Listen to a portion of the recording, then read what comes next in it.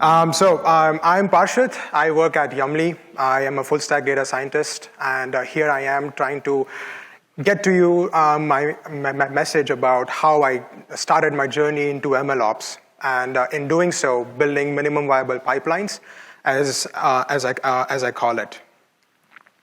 So when you are navigating the space of MLOps, things can become a lot more overwhelming. So starting with the first principles approach, I dealt with this problem, and I'll be sharing that. Next is to building the actual pipelines.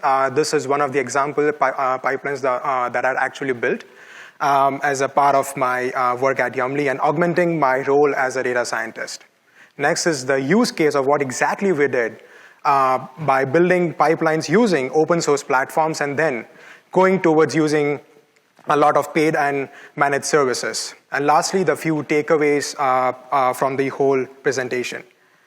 And, well, going forward is because of the boom of the generative AI, I'm introducing to you our knight in the shining armor, our data scientist, who's currently seeing the fort of MLOps.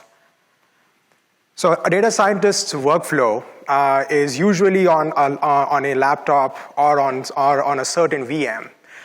They usually work on Jupyter or some few basic Python files.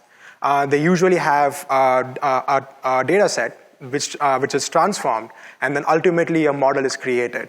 But then there is a lot more things going on with it.